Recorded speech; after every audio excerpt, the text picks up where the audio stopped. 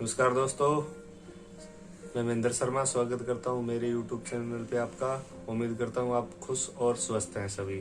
आज आपको पाकिस्तान के डिफेंस एक्सपर्टों की बहुत ही मज़ेदार और लेटेस्ट न्यूज़ दिखाते हैं, जिसमें वो चाइना से 50 ड्रोन खरीद के अपने आप को ऐसे समझ रहे हैं भी पूरी दुनिया को हम मुट्ठी में कर लेंगे। और उनकी तरफ देखें और उनकी वीडियो में बातें सुने तो ऐसे लगता है जैसे पूरी दुनिया का मध्यस्थ पाकिस्तान अपने आप को समझने लगा है। और पाकिस्तान ना कहूं तो मेरे हिसाब से ये जो एक्सपर्ट रिटायर हुए, जिन्होंने अपने पूरे आजीवन काल में भ्रष्टाचार कर करके पाकिस्तान को ऐसे गड्ढे में घेर दिया जिससे उस पाकिस्तान के लोगों का जीवन स्तर इतना नीचा चला गया, कोई हद नहीं है। लेकिन आज ये टीवी डिबेट और न्यूज चैनलों पे बैठ के लंबी लंबी आंकते हैं, जैसे रशिया से S400 खरीद लिया हमने, चाइना से ड्रोन खरीद लिया। तो क्या इन चाइना से खरीदे हुए ड्रोन से ये पूरी दुनिया को अपनी मुट्ठी में कर लेंगे? तो बहुत ही मजेदार और लेटेस्ट वीडियो है, आगे आप सुने इन एक्सपर्ट डिफेंस एक्सपर्टों की राय। 50 मसल्ले ड्रोन हमने खरीदे हैं चीन से। ड्रोन आपको पता कई तरह के होते हैं, ये भी ड्रोन है जो तकरीबात में, शादी ब्याह में, हर जगह होता है, पिज्जा डिलीवरी के लिए, पिज्जा डिलीवरी के लिए। वैसे ऐसे ड्रोन हैं जो जासूसी के लिए इस्तेमाल किए जाते हैं। ये बहुत आला दर्जे के मुसल्ले ड्रोन हैं जो इंडिया के पास नहीं है। इनका और इंडियंस ने, इंडियन में चीनी मीडिया कहता है कि इंडिया की फौज के पास इसका कोई इलाज नहीं है, पहाड़ी इलाकों में ज़्यादा इस्तेमाल हो सकता है। हाँ, वो डिलीवर हो गया, मिल गया हमें। वो खरीदने की कोशिश तो बहुत बेहतरीन सिस्टम खरीदने की कोशिश कर रहे हैं। ये झुंड की तरह प्रवास करते हैं, एक आध नहीं, एक साथ, जहाँ ज़रूरत हो, सारे के सारे नहीं एक वक्त में। वो S-400 रूस से मिसाइल सिस्टम लेने की कोशिश कर रहे हैं जो अगले साल उन्हें मिलेगा, लेकिन वो जब मिलेगा तब मिलेगा ना।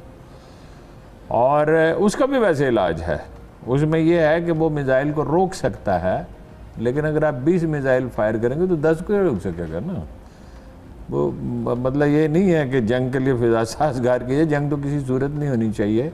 अगरचे कभी किसी सदर, वजीर आज़म और चीफ ऑफ आर्मी स्टाफ को ये कभी नहीं कहना चाहिए कि हम जंग नहीं चाहते, यानी इस पर जोर नहीं देना चाहिए। इसलिए कि जब आप ये कहते हैं तो इससे कमजोरी जाहिर, कमजोरी का तासुर उभरता है। प्रैक्टिकली कोशिश यही होनी चाहिए कि जंग से बचा जाए। जंग कोई अच्छी चीज़ नहीं है, और जदीद जंगें बहुत हौलनाक हैं, बड़ी तबाही लाती हैं।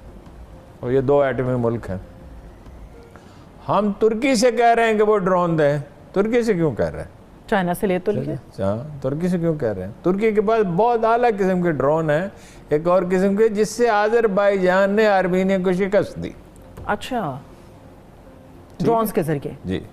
उनसे हम कुछ और भी, कोई इंजन, कोई चीज़ें, कुछ उनका तुर्की का टैंक भी बहुत अच्छा है, उन्होंने भी असले के मैदान में बहुत, वो भी हमसे कुछ मांग रहे हैं, कुछ नेगोशिएट कर रहे हैं, बताएंगे वो मिसाइल सिस्टम। हाँ जी, पाकिस्तान के पास मैं आपको बता चुका हूँ, उसकी तफसील दायर है। कोई शख्स अहमक ही होगा परले दर्जे का जो उसकी तफसील बताएगा। पाकिस्तान के पास और भी बहुत कुछ है। एक बात मैं आपको बता देता हूँ, वो अब छुपाने की ज़रूरत रही नहीं।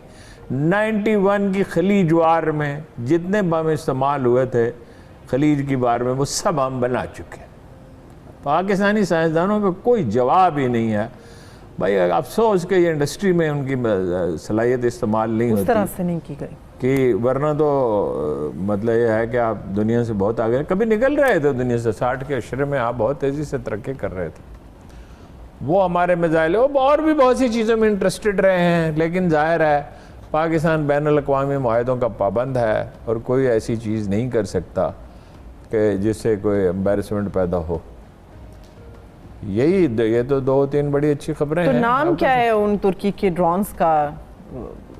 TB2 TB2 ये तो खतरनाक सा नाम है।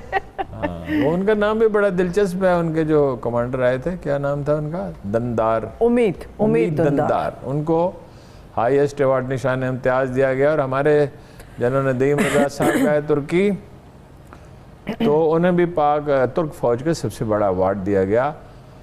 और तुर्क फौज दुनिया की बेहतरीन फौज में से है। अच्छा, अब वो उम्मीद दंदार जो है हमारे चीफ ऑफ आर्मी स्टाफ से मिले, उसके बाद जो प्रेस रिलीज जारी की गई उसमें कहा गया कि दिफाई ताबन पर गौर किया गया एतराज़। मैं आपसे बहुत पहले कह चुका हूँ कि ये एक तरह का दफाई मुआहदा ही है।